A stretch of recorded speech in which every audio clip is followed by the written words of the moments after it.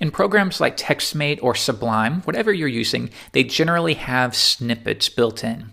So for example, if I come here, I have, within my user, I have created a set of CSS snippets.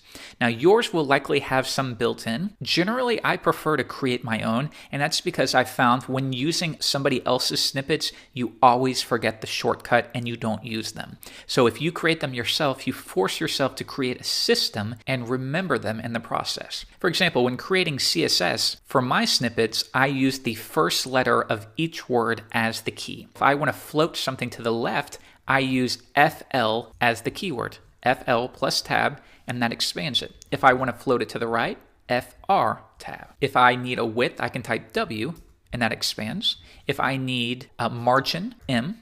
But what if I need margin on two sides only? I do M2, and that creates it, and I can tab through these, and it's much quicker. It'll save you a massive amount of time. If you're working with me in Sublime and you want to create your own, you can go to Tools, New Snippet, and right here, don't let this confuse you. All you need to do is specify your snippet. So if I want a hello world snippet, I can type hello world, and we'll leave this blank for now. And now if you want a tab trigger, I can press Command / in Sublime to remove that, or you can do it manually. And I'm going to keep that to hello, and we'll leave that like this for the time being. Next, I'm going to save it, and we're going to save it into our user as hello.sublime-snippet. That's important.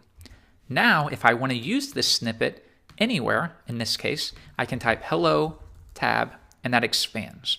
If we want to have some more flexibility, I can go right here and change this to hello. And what this is saying is this is the first tab stop right here, but we're going to set a default of hello. Now, when I type it again, it will select this so I can override it if I need to. If you want to have another tab stop, and we'll say, how are you doing? And I'm going to, instead of doing today, I'm going to make that optional. So I'm going to do the second tab stop will have a default of today. Now I will save it, try it again, hello, and now you can see we have multiple tab stops. So I can change that to what? Hit tab again, and what are you doing tomorrow?